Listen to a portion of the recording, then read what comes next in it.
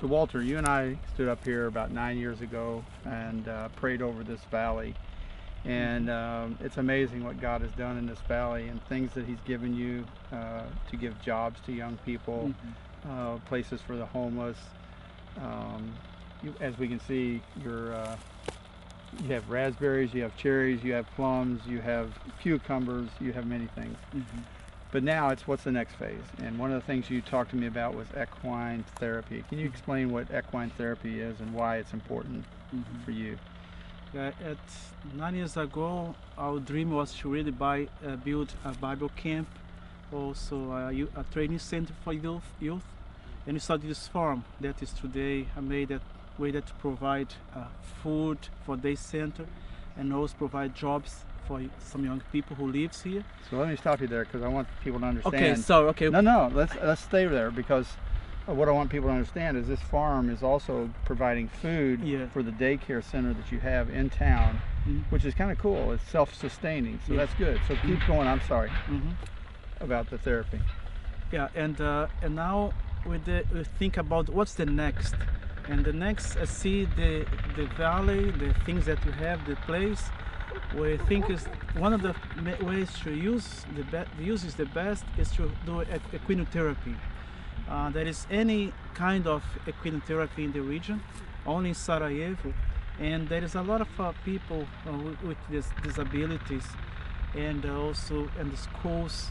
And I think could be a good way to bring young people, kids, schools, and also those who really need a kind of therapy to find themselves better. So this could be a child that's maybe paralyzed, or a child that's lost a limb, or someone with cerebral palsy, something like that, but also war trauma, abuse trauma, many things like that, to let them get on a horse, ride the horse through the country, and kind of feel freedom again.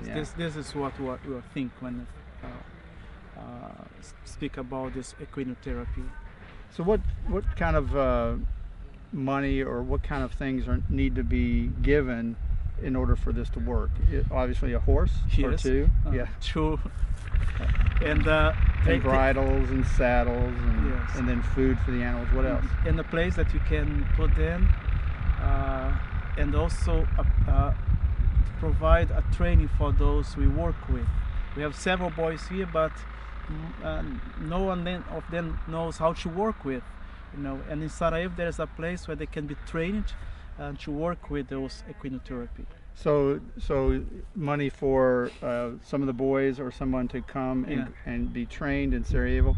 What if somebody wanted to come here, for the summer, and is a horse person and wants to train people how to do that? Oh, it's wonderful.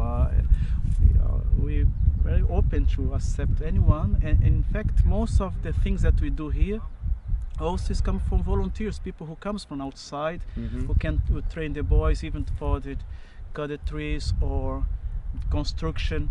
And if someone wants to come to provide training for the youth and for equine therapy is welcome.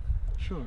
So if it's on your heart, you love horses, you love the horse therapy, as you can tell, Walter's desiring for that to be a part of his farm. I think it's a great part.